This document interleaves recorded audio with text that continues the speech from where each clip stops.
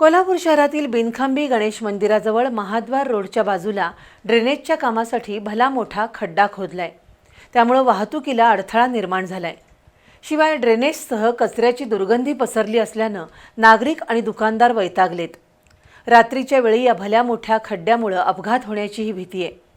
दुसरीकडे नूतन मराठी शाळेजवळ पोतनीस बोळात ड्रेनेजवरील झाकणं तुटली आहेत। तिथंही एखादी दुर्घटना घडू शकते। शिवाय उंदीर आणि घूस यांचा उपद्रवही वाढलाय। महाद्वार रोडवर नेहमीच गर्दी असते। बिनखांबी गणेश मंदिराच्या मागील बाजूस आणि महाद्वार रोडच्या तोंडावरच ड्रेनेजच्या कामासाठी महापालिकेनं एक भला मोठा खड्डा खोदलाय। 15 दिवसांपूर्वी रस्ता खोदलाय, पण ड्रेनेजचं काम पुढे सरकत नाहीये। या खड्ड्यामुळे महाद्वार रोडवरील वाहतुकीला मोठा अडथळा होतोय।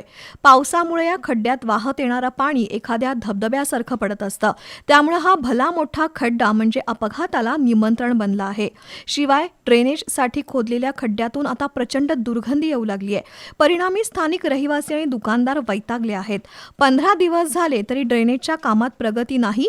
भरीस भर म्हणून काही अतिशहाण्या लोकांनी या खड्ड्याच्या बाजूलाच कचरा टाकायला सुरुवात केली आहे। त्यामुळे या खड्ड्याला आता कोंडाळ्याचं स्वरूप आलंय।